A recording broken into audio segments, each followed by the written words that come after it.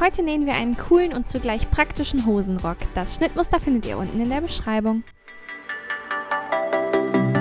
Hallöchen ihr Lieben, ich bin Juliana und heute zeige ich euch, wie ihr einen coolen Hosenrock mit Jeansverarbeitung nähen könnt. Du liebst Hosen und Röcke oder fühlst dich nicht ganz wohl, wenn du einen kurzen Rock trägst, dann ist der Skort genau das Richtige für dich. Der Name ist Programm. Skort kommt von Skirt, also Rock, und Shorts, also kurzer Hose, und vereint das Beste aus beiden Welten. Ich zeige euch heute eine Jeans-typische Verarbeitung für das Hosenrock-Schnittmuster. Egal ob beim Radfahren oder Spazieren, mit der integrierten Shorts im Rock fühlst du dich jederzeit pudelwohl. Ladet euch das Schnittmuster einfach über den Link in der Beschreibung herunter und druckt es euch aus und startet direkt oder lasst es euch als Papierschnittmuster zuschicken und dann macht ihr direkt mit. Befolgt also jeden Schritt, wie ich ihn hier vormache, macht Schritt für Schritt mit, gönnt euch eine Pause, wenn ihr sie braucht, wiederholt auch Sequenzen, dann kann nichts schief gehen und ihr könnt auch nichts vergessen oder überspringen. Und bevor ich es nachher vergesse, wenn es euch gefällt, dann liked und kommentiert doch bitte dieses Video und abonniert auch unseren Kanal, denn dann könnt ihr keinen Teil unserer nächsten Schnittmusterkollektion verpassen. Also wünsche ich euch dann mal ganz viel Spaß beim Hosenrock-Nähen. Als erstes nähen wir die Abnäher und dafür legen wir unsere Abnäherschenkel einmal rechts aufeinander. Also wir falten uns hier wie so ein kleines Dreieck und stecken dann von der oberen Kante, wo später das Bündchen angenäht wird, bis zu der Abnäherspitze. Da achten wir darauf, dass die Schenkel genau aufeinander liegen und anschließend nähen wir dann die kurzen Strecken und verriegeln sowohl oben bei der offenen Kante als auch unten in der Abnäherspitze.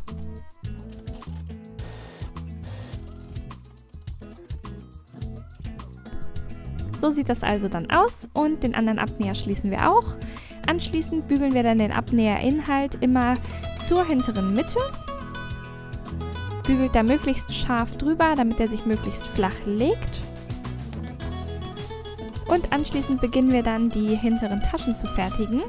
Als erstes falten wir die obere Kante um 2 cm zur linken Stoffseite um, bügeln über die Stoffkante und stecken uns dann die umgefaltete Kante einmal fest. Das machen wir bei beiden Taschen und nähen dann hier einmal gerade rüber, im Abstand von 2 cm zur umgefalteten Kante oben.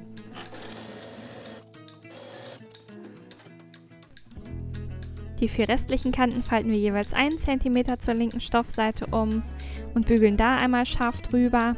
Anschließend können wir uns dann die Tasche, so wie sie ist, auf unserer Taschenposition der Hinterhose feststecken. Legt die Ecken von unserer Tasche also genau an die markierten Positionen an und steckt dann ringsherum Stecknadeln. Die Tasche nähen wir dann anschließend knappkantig auf die Hinterhose. Das Ganze machen wir bei beiden Seiten. Wir fangen oben bei dem Tascheneingriff an, verriegeln hier an der Ecke und nähen dann nur 1-2 mm von der Stoffkante entfernt einmal die 4 Seiten ab.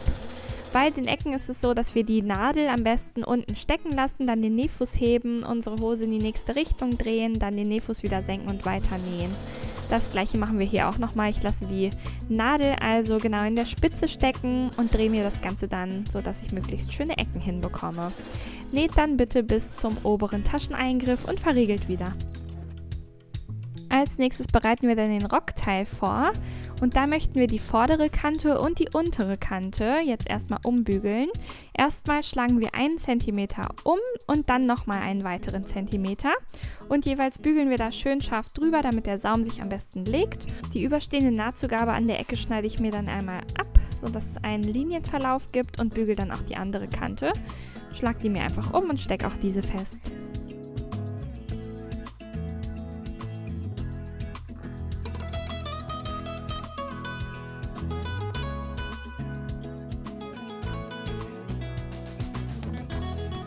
Diese beiden Strecken möchte ich dann feststeppen und das mache ich dann mit einem Abstand von 1 cm zu der umgeschlagenen Kante, also knappkantig von hier der Einschlag-Umschlag-Kante entfernt. Die Ecke verarbeite ich wie gerade bei der hinteren Tasche auch. Dann können wir unsere Taschenspiegel und unsere Taschenbeutel zusammensetzen.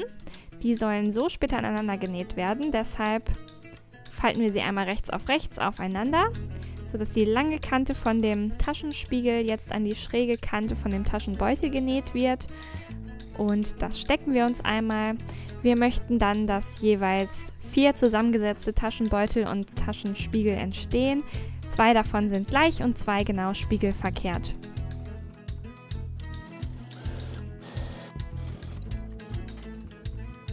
Die Nahtzugaben legen wir uns dann Richtung des Beutels,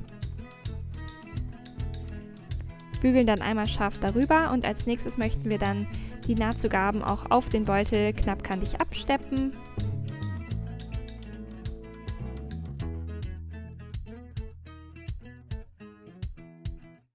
Die zusammengesetzten Taschenbeutel mit Taschenspiegel können wir dann jeweils rechts auf die beiden Hinterhosen legen und auch auf das linke Vorderteil, wo ja kein Rock angefügt wird.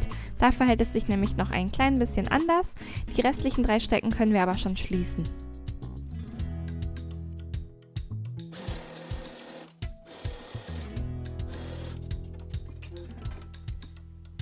Wir können dann die Nahtzugaben erst einmal platt bügeln und dann falten wir einmal unseren Taschenspiegel mit Taschenbeutel nach außen und bügeln auch die Nahtzugaben einmal in Richtung unserer Tasche.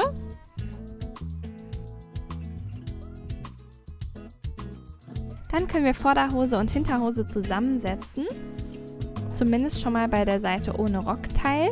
Und dafür legen wir uns Vorder- und Hinterhose rechts aufeinander und wir stecken sowohl die Innenbeinnaht als auch die Seitennaht mit den angesetzten Taschenbeuteln zusammen. Die Innenbeinnaht ist kurz und daher auch schnell gesteckt. Bei der Seitennaht ist es so, dass wir als erstes schauen, dass unsere Taschenbeutel genau aufeinander liegen und auch die Spiegel genau aufeinander liegen. Das heißt auch die Nähte, wo Beutel und Spiegel verbunden sind, die sollten genau aufeinander treffen.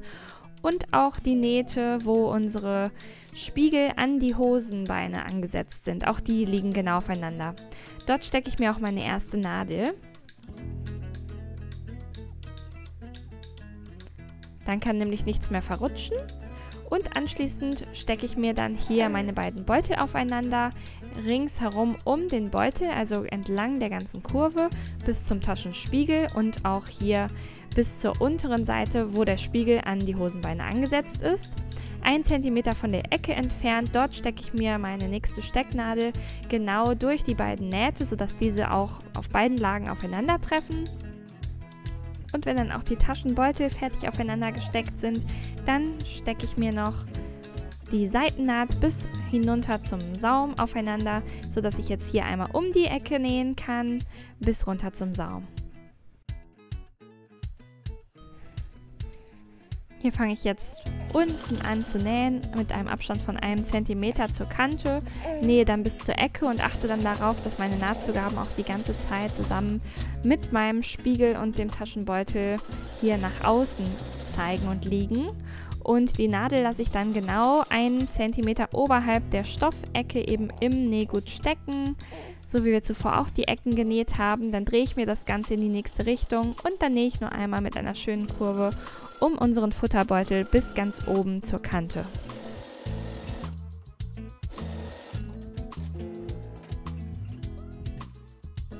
Bei der rechten Vorderhose ist es so, dass wir einmal das Hosenbein mit der rechten Stoffseite nach oben vor uns hinlegen und darauf links auf rechts das Rockteil, wo wir ja die Kante vorne und unten schon umgenäht haben. Die gehören jetzt also immer zusammen und darauf legen wir rechts jetzt auf das Rockteil unseren Taschenbeutel mit Taschenspiegel und stecken den dann an durch alle 3 Lagen. Diese Strecke schließen wir dann auch noch einmal.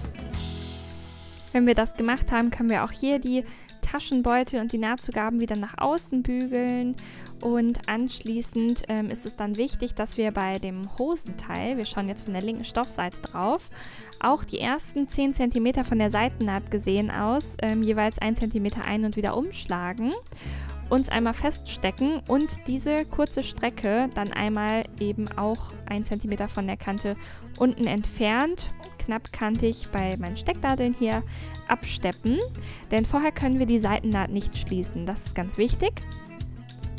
Achtet darauf, dass ihr jetzt wirklich auch nur die Hosenlage erwischt und nicht noch den Rockteil hier mittrefft und näht dann hier einmal den Saum nur so 10-15 cm von der Seitennaht gesehen aus an. Den Rest machen wir dann später und schließen den dann ringsherum. Jetzt für die Seitennahtverarbeitung aber wichtig, dass nur dieses erste Stück schon mal umgefaltet ist. Die restliche Seitennaht und Tasche könnt ihr dann aber genauso verarbeiten wie zuvor. Und anschließend geht es uns an die Schrittnaht, also auch hier bei beiden Teilen von unserer Hose, sowohl mit Rockteil auf der einen Seite als auch ohne auf der anderen Seite, können wir jetzt die Schrittnähte einfach rechts auf rechts schließen und die Nahtzugaben dann anschließend auseinanderbügeln. Die Seitennähte bügeln wir auch, und zwar werden da die Nahtzugaben in Richtung des Vorderteils gebügelt. Und wir bügeln auch über den Tascheneingriff vom Hinterteil der Beutel. Der zeigt natürlich auch ins Vorderteil, denn nach da möchte man eingreifen. Und beim Vorderteil, den Taschenspiegel, wo wir den angesetzt haben, den können wir noch einmal scharf umbügeln, sodass hier unser Eingriff möglichst unauffällig wird und ganz platt. Dann stecken wir uns einmal unsere Tasche hier oben zu. Gucken, dass unsere Beutel auch genau aufeinander liegen und stecken die dann an die vordere obere Kante. Der Taschenbeutel soll ja die ganze Zeit auch nach da liegen, auch später beim Tragen. Das heißt, die obere Kante hier können wir jetzt einmal kurz ansteppen, und zwar füßchenbreit. Anschließend können wir die Schrittnaht fertigen. Dafür legen wir beide Hosenbeine einmal so vor uns hin, dass die Vorderseiten nach oben zeigen. Ich falte mir jetzt einmal, damit wir es besser sehen, den Rockteil vom rechten Hosenbein weg. Und wir nähen jetzt hier unterhalb des Reißverschlusses, wo der gleich hinkommt, los, bis hinten ganz hoch zur Kante. Das machen wir, indem wir Vorderteil auf Vorderteil und Rückteil auf Rückteil legen, und zwar rechts auf rechts. Die beiden Innenbeinnähte stecken wir genau zusammen. Das könnt ihr auch gerne mit einer Quernadel machen.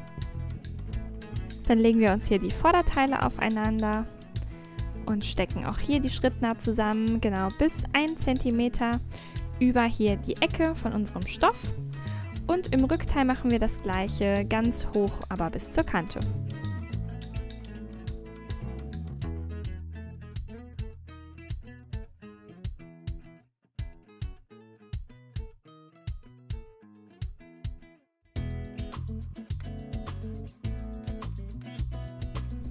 Genauso wird auch genäht, einmal hoch von der Kante über die Innenbeinnaht bis zum Anfang unseres Reißverschlusses. Und das Ganze machen wir zweimal. Also wir nähen die Schrittnaht genau zweimal auf der gleichen Stelle, damit sie besonders reißfest ist.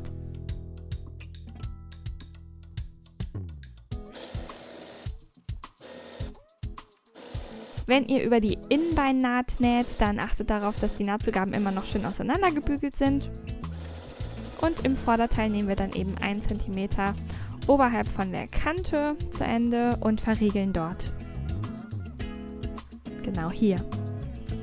Genau wie wir es zuvor gemacht haben, machen wir das Ganze jetzt noch einmal. Also einmal genauso auf der gleichen Stelle, vom gleichen Anfang bis zum gleichen Ende, die gleiche Schrittnaht noch einmal nähen. Dann benötigen wir einmal unseren Reißverschlussspiegel. Den falten wir rechts auf rechts einmal in der Hälfte und stecken uns eine kurze Seite aufeinander. Die steppen wir dann als nächstes einmal ab, nur diese kurze Seite.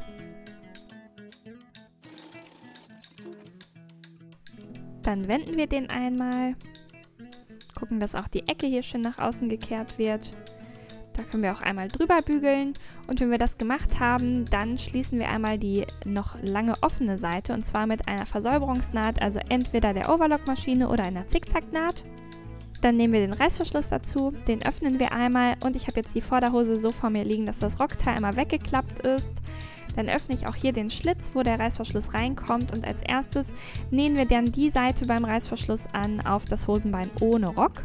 Den Reißverschluss legen wir einmal rechts auf rechts genau an die Kante und stecken dann von oben bis zum Schlitz unseren Stoff vom Reißverschluss einmal fest. Oberhalb der Zähnchen beim Reißverschluss ist noch 1 cm Platz vom Stoff bis zur Kante auch unserer Hose, und wir stecken jetzt nach unten, so weit wie wir kommen. Wichtig ist jetzt, dass wir noch den Spiegel auch darauf legen und mit feststecken. Das heißt, auch den legen wir hier ganz oben an die Kante an. Die offene Kante von dem Reißverschlussspiegel liegt genau an der Kante unserer Hose oben, und die Versäuberungskante liegt genau an der Kante von unserem Reißverschlussstoff. Die verdrehte Kante, die verstürzte Kante von unserem Reißverschlussspiegel, die ist unten. Legt euch das Ganze einmal so, dass ihr wirklich gut drankommt und möglichst weit bei dem Reißverschluss auch hier unten alles zu fassen bekommt. Also unser Spiegel, unser Reißverschluss und die Nahtzugabe von unserer Schrittnaht, die liegen jetzt alle aufeinander und sollten zusammengesteckt sein.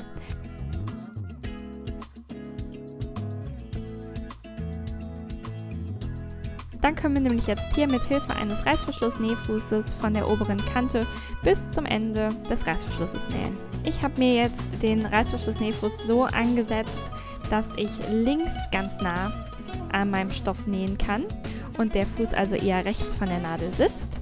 Dann fange ich ganz unten an zu nähen, in einem Abstand auch von 1 cm und nähe dann hoch bis zur oberen Kante, wo später unser Bund angesetzt wird.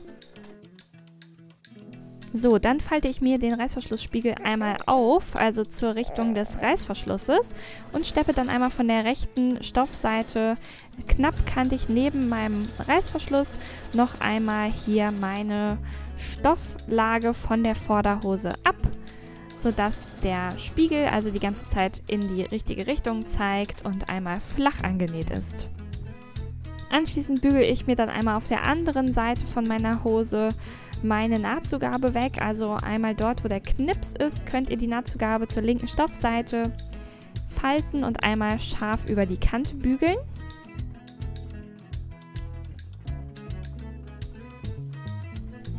Dann können wir den Reißverschluss einmal schließen und unsere umgefaltete Kante genau auf die vordere Mitte, also auf die andere Seite von unserer Hose legen und einmal feststecken, sodass der Reißverschluss komplett verdeckt ist. Hier gibt es einfach einen geraden Verlauf der vorderen Mitte. Dann schauen wir einmal von der linken Stoffseite darauf, drehen uns die Hose einmal um, denn unser Reißverschlussspiegel, der ist jetzt noch etwas im Weg und da ist es wichtig, dass wir den einmal wegklappen und feststecken, sodass wir bei der nächsten Naht dann nichts mehr damit zu tun haben.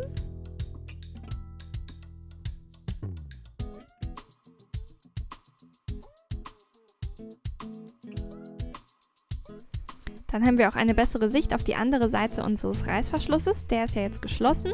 Und wir stecken einfach den Stoff vom Reißverschluss auf die umgefaltete und umgebügelte Nahtzugabe. Sonst durch keine Lage. Einfach nur auf diese eine, ohne dass uns hier irgendwas verrutscht. Und genau hier drauf werden wir den Reißverschluss jetzt einmal annähen. Legt euch das Ganze so unter die Nähmaschine, dass ihr wirklich nur den Stoff vom Reißverschluss und die Nahtzugabe erwischt und näht einmal von ganz oben wieder mit eurem Reißverschluss-Nähfuß knapp kantig neben den Zähnchen vom Reißverschluss den Reißverschluss an, bis unten, wo die Nahtzugabe endet. Dort verriegelt ihr und dann ist der Reißverschluss auf beiden Seiten angenäht. Ihr könnt dann einmal die Stecknadeln vom weggeklappten Reißverschlussspiegel entfernen. Und wenn ihr das dann drüber legt, dann ist der Reißverschluss nämlich auch von innen komplett verdeckt. Wichtig ist, dass wir den Reißverschlussspiegel jetzt im zurückgeklappten Zustand einmal unten feststecken und mit einem ganz kleinen Riegel auch annähen. Das reicht hier in der unteren kleinen Ecke 1 cm lang, ein Stich einmal vor und zurück, nochmal vor und zurück, dass der Reißverschlussspiegel einfach in diesem umgefalteten Zustand bleibt. Damit ist der Reißverschluss dann fertig eingenäht und wir widmen uns dem Bündchen. Steppt als erstes einmal das Knopfloch, was später den inneren Knopf befestigen soll, nur durch die eine Lage unseres Bündchens. Nutzt dazu gerne eine Knopflochautomatik mit einem Knopflochnähfuß oder wenn ihr nicht habt, dann stickt das Knopfloch auch gerne per Hand. In jedem Fall sollte jetzt hier an dieser Position nur durch eine Lage ein Knopfloch gestickt worden sein. Hier seht ihr jetzt nochmal die Position von unserem Knopfloch, das wir gerade gestickt haben. Das sollte so angelegt werden, also dass die Kante von unserem Bündchen, die kein Knopfloch hat, die obere ist und das Knopfloch eher nach unten zeigt. Dann legen wir unser Bündchen ringsherum an die obere Kante an. Und zwar so, dass 1 cm von unserem Bündchen noch über die vordere Kante hinausragt. Die brauchen wir gleich noch zum Vernähen. Dann öffnen wir einmal den Reißverschluss. Unser Bündchen fange ich also jetzt bei der Rockseite an zu nähen. Dann über den Reißverschluss einmal ringsherum um die ganze obere Kante bis zur anderen vorderen Kante.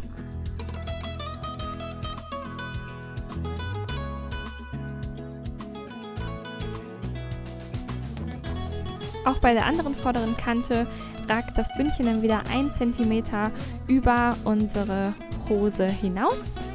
Und wir können dann einmal von der einen Seite ganz bis zur anderen nähen. Wie ergeht es euch denn gerade beim Nähen? Lasst es uns super gerne in den Kommentaren wissen und schreibt uns, wie leicht euch die Reißverschlussverarbeitung oder hier die Bündchenverarbeitung fällt. Wir freuen uns, von euch zu hören.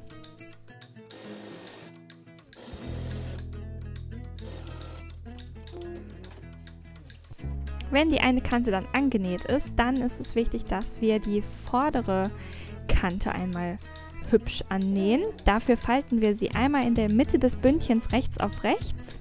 Wir schauen jetzt von der linken Stoffseite darauf, sehen, dass die Nahtzugabe, die wir gerade benutzt haben, zum Annähen des Bündchens nach oben gefaltet ist. Die andere Nahtzugabe, die noch offen ist, ist aber noch aufgeklappt nach unten. Und diese vordere Kante möchten wir jetzt einmal in einem Verlauf mit unserer Nahtzugabe und auf der anderen Seite dem Taschenspiegel annähen. Oben sollte es ein rechter Winkel sein und wir steppen dann einmal genau bis zu der umgeschlagenen Nahtzugabe. Also genau auf der Höhe von der Naht, die wir zuvor genäht haben. Das Ganze sollte dann so aussehen. Wir machen das auf der anderen Seite auch und falten dann einmal unser Bündchen um an den vorderen Kanten. Wir holen auch hier die Ecke wieder schön hervor und kontrollieren einmal, ob wir das wirklich in einem schönen Verlauf jeweils mit der vorderen Kante geschafft haben. Ansonsten ist jetzt die Option, das noch einmal zu korrigieren. Aber wenn es gelungen ist, dann können wir uns der inneren Kante widmen. Wir schauen jetzt einmal von der linken Stoffseite in unseren Hosenrock hinein.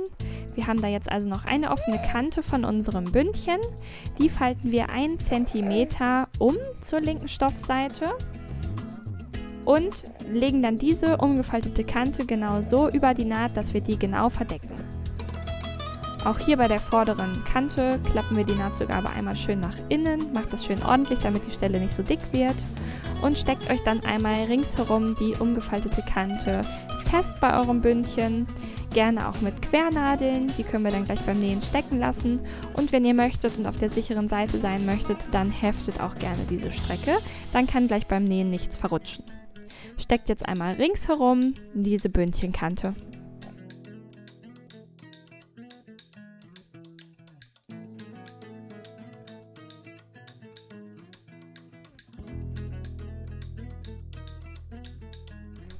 Wenn ihr das gemacht habt, dann nähen wir auch einmal von der vorderen Kante bis zur anderen vorderen Kante. Wir nähen jetzt von der rechten Stoffseite aus und zwar genau 1 bis 2 mm neben dem Schatten der Naht entfernt auf unserem Bündchen. Wir fangen ganz an der vorderen Kante an und verriegeln dort und fassen jetzt nämlich mit der Naht, die wir jetzt von der rechten Stoffseite steppen, auch die innen umgeschlagene Kante ein. Also das Bündchen lässt sich dann nicht mehr aufklappen und ist auch von innen genauso schön wie von außen. Und dieses Mal durch beide Stofflagen unseres Bündchens steppen wir dann auch noch das vordere Knopfloch. Nutzt da gerne ein Augenknopfloch mit dem Auge zur vorderen Kante zeigend und steppt durch beide Lagen. Dann sollte das so aussehen. Hier ist unser Knopfloch. Schneidet dann anschließend gerne eure Knopflöcher auf und bringt eure Knöpfe an. Dort, wo das vordere Augenknopfloch ankommt auf der Bündchenposition, soll der Metallknopf angebracht werden. Dafür könnt ihr euch ein kleines Loch, zum Beispiel mit einer Stickschere, in den Stoff machen, wenn der Stoff ein bisschen dichter ist. Ansonsten kommt ihr auch so durch die Fasern. Dann das kleine Teil mit dem Stachel von hinten durch das Bündchen schieben, durch beide Lagen, sodass es nach außen durchkommt und dann das andere Teil von außen draufstecken und entweder hat es so einen kleinen Klickverschluss, das heißt, ihr könnt es einfach zusammendrücken mit den Fingern oder ihr benutzt einen Hammer und hämmert das einmal zusammen.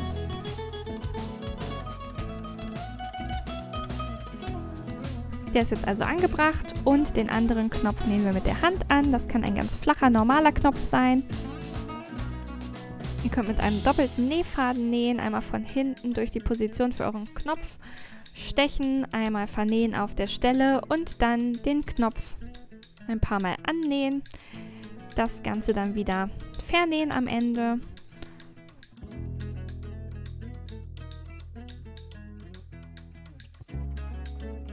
Den Faden abschneiden und dann ist der auch angebracht. Zuletzt müssen wir nur noch die Säume fertigen und wie wir es vorhin schon bei der einen kleinen Stelle gemacht haben, werden wir auch hier immer 1 cm einschlagen und einen weiteren Zentimeter umschlagen. Das Ganze ringsherum bügeln an beiden Säumen. Auch dort, wo wir das schon angefangen haben, machen wir noch die restliche Strecke, stecken uns das Ganze fest und nähen dann einmal ringsherum. Weil wir knapp neben der umgesteckten Kante nähen möchten, beträgt der Abstand zu der unteren Kante vom Saum dann wieder 1 cm.